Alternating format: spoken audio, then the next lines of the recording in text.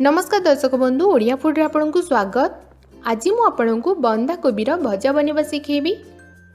आउ एतिपई आवश्यक सामग्री गुड़िक लिस्ट मु डिस्क्रिप्शन बॉक्स रे दे देछि, आपण सेठी भी चेक करि परिबे। बंधा कोबी भजा बनवा पई मु एठी 300 ग्राम बंधा कोबी नेछि, जहाको पूरा पतला करिकि काटि नेछि।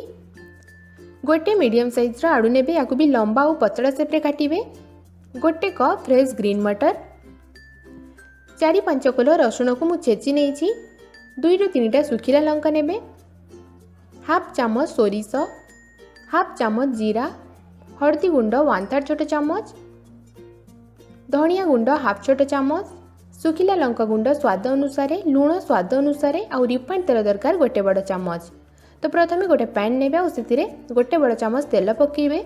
आपण एटी सोरिष तेल भी नहीं पारिबे। तापरे तेल हल्का गरम हो सारा पर सुखिला लंका और रसुण पकेबे, आउ याकू किछि सेकंड पई फ्राई करि नेबे। तापर एतिरे सोरिष आउ जीरा पकेबे, आउ याकू भी बस किछि सेकंड पई फ्राई करि नेबे। तो एटी ए सब फ्राई हो जाइछि। एबे एतिरे बंधा कोबी आउ आलू को पकेबा।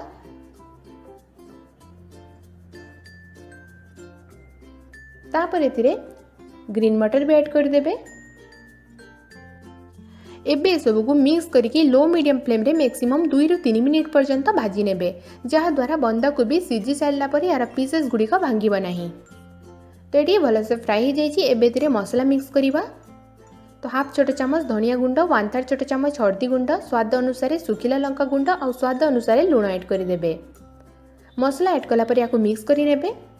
यही भजा को कवर करके कुक करेंगे नहीं। जदि आपण या कवर करदेवे बंधा कोबी कलर चेंज हो जाता है और बहुत ही सॉफ्ट हो यार टेस्ट भी टिके चेंज हो जाता है।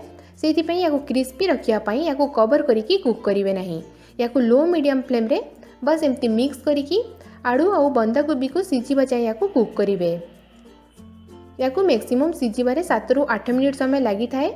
7-8 मिनिट पर देखिए ये आलू भी सीझी जाइए, या माने भजा भी सीझी जाइथिबो।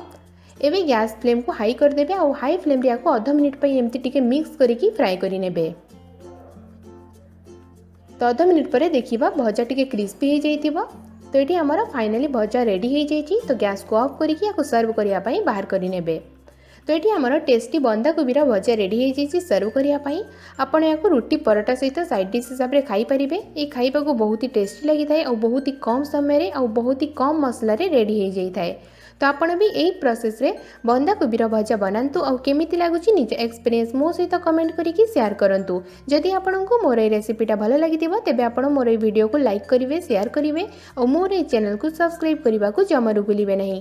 तो एमती नुआ नुआ ओडिया रेसिपी वीडियो देखिया पई राइट साइड रे थिबा नाली बटन को प्रेस करिकि मोर ए चैनल को सब्सक्राइब करंतु। धन्यवाद।